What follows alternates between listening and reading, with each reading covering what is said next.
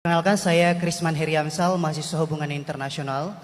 Senang sekali saya bisa menjadi bagian dari dialog kebangsaan menyongsong Oh, Ramadan. ternyata sospol lagi ini. Saya tadi sudah cancel yang sospol. maaf. Jadi yang sudah kadung ya udah terus. Silakan singkat aja nanti yang satu sebelah sini. Terus terang saya mahasiswa non muslim dan saya mendapat banyak sekali insight dari beberapa penafsiran dari ayat Al-Quran tadi. Salah satu fenomena yang kita hadapi saat ini sangat sulit untuk menghadirkan dialog-dialog yang menghadirkan orang-orang yang dari latar belakang agama yang berbeda.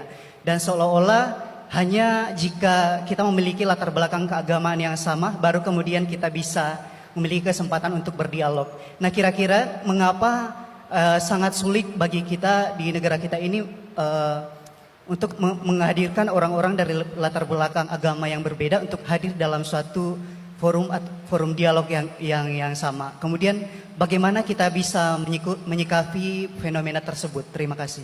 Saya mengapresiasi pertanyaan dari mahasiswa non-muslim tadi. Sebetulnya ketika negara ini berdiri itu ya dialek semua antar umat beragama. Sehingga diputuskan yang penting itu berketuhanan. Maka yang ditolak oleh konstitusi kita adalah ateisme, komunisme. Saya membayangkan misalnya punya anak perempuan, diajak orang yang tidak beragama di tengah hutan misalnya, bunuh ya tidak takut Tuhan, merkosa tidak takut Tuhan, salah etika ya tidak takut Tuhan. Bandingkan kalau diajak yang beragama, pasti masih ada rambu-rambu, ada ini itu.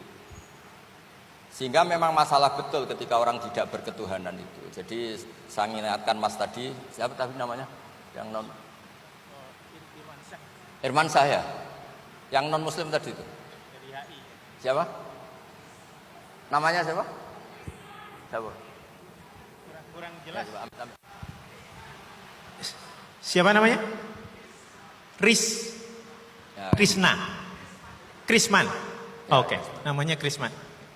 Jadi Mas Krisman ya, kalau dibilang nggak pernah ada dialog dulu ketika negara ini berdiri, itu semua tokoh agama bersepakat. Termasuk saat itu ya ada Perindo, selain ada NU ada Perindo. Itu yang ditentang itu adalah ateisme. Karena kalau orang tidak bertuhan itu ngeri. Ngerinya itu ya tadi misalnya kita punya anak perempuan atau punya keluarga, diajak orang yang tidak beragama. Misalnya berzina ya tidak takut dosa, merkosa ya tidak takut, bunuh ya tidak takut karena nggak punya Tuhan. Mungkin takutnya sama polisi ya kalau ketahuan, kalau enggak. Tapi kalau orang bertuhan ini sistem kesalehannya, sistem kebaikannya ini berlipat-lipat. Takut hukuman Tuhan, takut sosial, takut ini itulah, sehingga kita bersepakat berketuhanan. Lalu kedua, ada beberapa kejadian nyata di beberapa negara yang fahamnya itu tidak bertuhan, itu bekas kondom atau bekas apa dipakai lagi, didaur ulang. Bahkan tinja yang bisa dikelola jadi bahan makanan.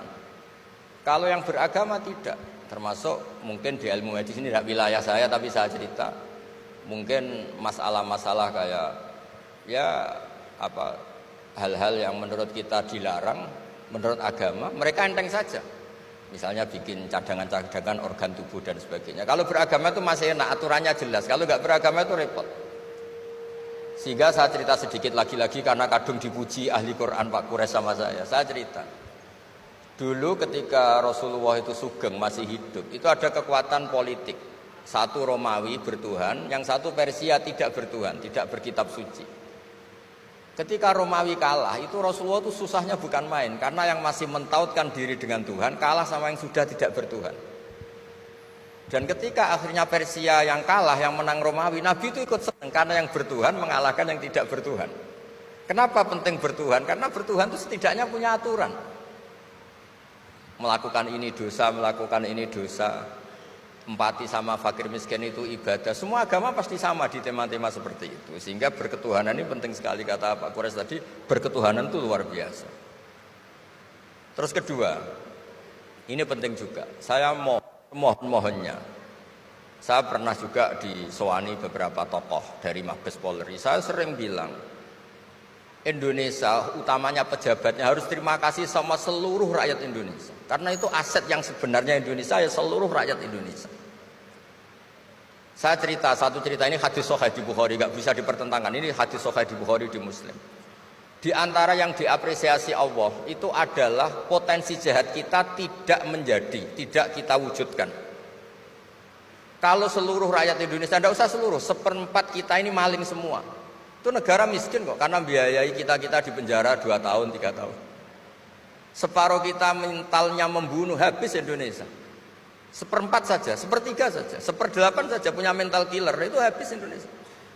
Ketika rakyat kita, ketika tetangga kita, masyarakat kita tidak melakukan kejahatan, itu ketertiban yang sejati. Maka semua bentuk ketidakkriminalan yang dilakukan oleh rakyat Indonesia itu awal dari aset bangsa ini. Coba kalau semua orang mencuri, habis negara untuk biayai di penjara.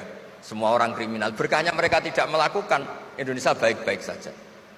Sebab itu ketika ada sekian kebaikan, Nabi terakhir ngendikan apa? Takufu syarroka anin nas fa innaha shadaqatun minka ala nafsik.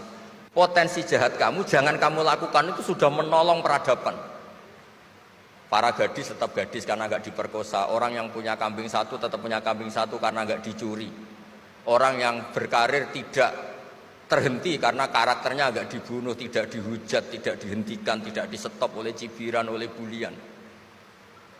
Maka di antara 7 orang yang dilindungi Allah, fi dzillihi yauma la dzilla illa dzilluh, itu Nabi hanya cerita orang yang nggak jadi.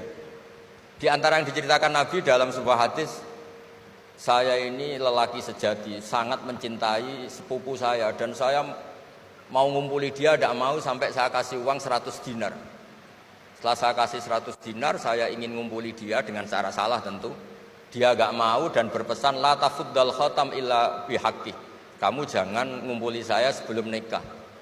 Singkat cerita, pemuda ini gak jadi melakukan hal yang nista, yang gak benar. Itu sama Allah dijadikan wali, berkahnya gak jadi. Jadi kalau potensi kejahatan kita tidak menimpa orang lain, itu sudah luar biasa. Jangan nunggu berjasa kita dapat penghargaan setelah kita jadi kiai besar, jadi dosen UGM, jadi ini itu. Semua masyarakat kita yang menahan potensi kejahatannya itu adalah aset sejati Indonesia. Karena sekali mereka berkejahatan, entah itu mencuri, merkosa, habis. Harapan kita sebagai bangsa habis. Tapi selama ini nunggu ngapresiasi itu yang bentuknya fi'lu, yang bentuknya mereka melakukan apa, sebetulnya enggak. Tidak melakukan kejahatan itu sudah bagian dari kebaikan yang luar biasa.